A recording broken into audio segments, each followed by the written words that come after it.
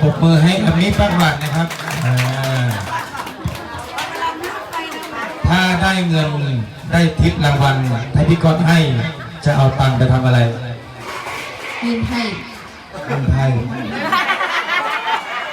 วันนี้เงินไทยมันเป็นเงินไฮโลเอาไปทำบุญไปทำบุญไปทำบุญกินข้าวอย่างนี้กินอะไรเป็นอาหารที่เอาดีๆที่อะไรที่เพียกินซอยจุ๊บทำอะไรครับมารับรางวัลด้วยเป็นเด็กกตัญญูนะฮะเรียกว่าดาวซินโดรมนะเขาบอกว่าความคิดเขาอ่านจะเหมือนเด็กนะครับให้ไปทำอาชีพอื่นนี้ก็พอไม่มีใครรับทำงานเพราะฉะนั้นก็สิ่งที่เราทำได้ก็คือให้โอกาสเด็กที่ไร้โอกาสนะครับเพื่อจะมีรายได้นะฮะบางคนบอกว่าคิดว่าหากินกับเด็กดาวซินโดรมเหรอเราต้องเปลี่ยนความคิดใหม่นะครับพาเขาหากินนะฮะเพราะเขาไม่สามารถที่จะเป็นได้นะครับผมขอบคุณครับไปให้ยายไปให้ยายแล้วมาให้เราเงินเยี่ยมพูดได้ว่าเงินหลังแล้วไปเอาเงินคืนนะแม่เยี่ยมพูดได้ว่าแกเราเอาเงินมาคืนนะเราเอาไปทำอะไรครับพูดดีๆเอาไปทำอะไร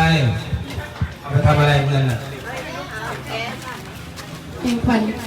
ฮะนี่ตังเต็งต่ำ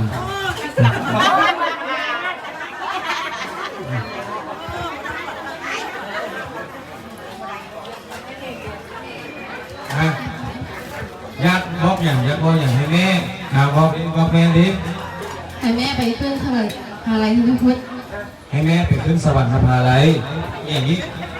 ถ้าก็เป็นให้แม่เป็นนางฟ้าสวรรค์ให้แม่เป็นนางฟ้าให้แม่เป็นผีนะแม่เป็นผี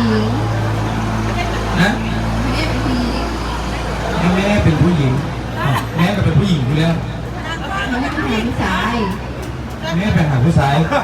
แล้วพ่อมึงเดี๋ยว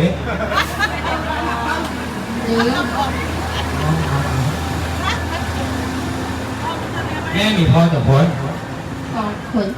สองคนผู้เดียวพอแล้ว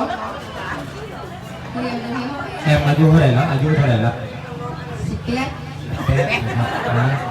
บถือว่ายังอีกยาวไกลปีนะเท่าไหร่ปีนะอายุเท่าไหร่16มันลดลงคือทองคำเท่าไหร่อายุเท่าไหร่ปีนะทำไมอายุ15 ปี15ลดลงเรื่อยๆคือทองคำนี่นะพี่น้องครับเพราะปีนี้นะบ้านเนี่ยอยู่มาโดนแล้วบอกบ้านหลังยุบส่วนใหญ่อยู่บ้านหลังไหนพุ่นมีเสาจากต้น3 ต้นเราสร้างเฮียนมันก็พังลงมาที่หลังคามีจากแผ่น4 แผ่นอายุเท่าไหร่เอาตรงๆอายุ15 ปีนึง5 ปี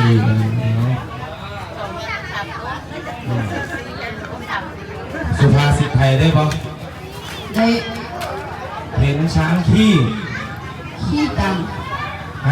ที่นั่นขี้ตาสามแต่ขี้ตามช้างน้ำมาปลากินอะไรปลาตายน้ำมาปลาตายหนีเสือปะอะไรปะยางแต่นี่จะปะจระเข้ช้างตายทั้งตัวเอาไปบัวมาหมกช้าง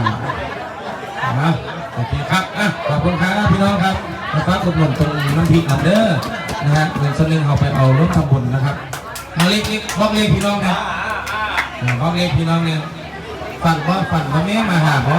ฝันอยู่ยานบ่ยานแม่บ่ยานมื้อนี้วันที่เลยวันที่7วันเอา16แล้ววันที่16เอา2 โตพอเด้อ2 โต